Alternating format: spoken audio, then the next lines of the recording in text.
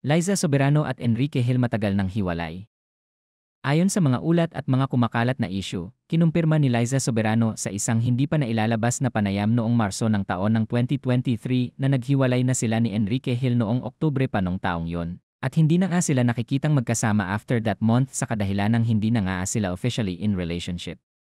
Kahit na may mga kumakalat na issue na hindi nagkahiwalay ang dalawa, pinabulaanan din ito ni Enrique Hill na sinabing naging hindi maganda ang taong yon para sa kanila ni Liza at talagang marami silang pinagdaanan, ngunit inaayos nga nila ang kanilang relasyon ngayon dahil sa gusto nilang maging okay silang dalawa. Hindi naman itinanggi ni Enrique na talagang naging sobrang busy nga nilang dalawa kung kaya't hindi din sila namamataang laging magkasama, dagdag pa ng aktor ay okay naman sila at nagiging mas mature ang kanilang relasyon ngayon.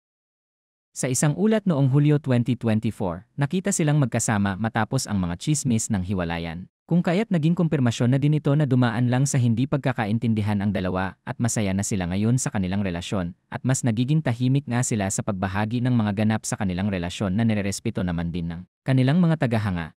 Talagang dumaan ang dalawa sa hindi pagkakaintindihan at naghiwalay, ngunit hindi din naman nagtagal yun at naging maayos din ang kanilang relasyon na hangad naman ngayon ng mga fans ay sana ay makita na ulit silang dalawa na magkatambal sa iisang palabas or movie dahil namimiss na nga sila ng kanilang mga supporters na ngayon ay patiently waiting sa kanilang comeback sa telebisyon. Hindi naman nagbahagi ang dalawa kung sila ay makikita pa na magtambal ngunit confirmed na sila ay in relationship.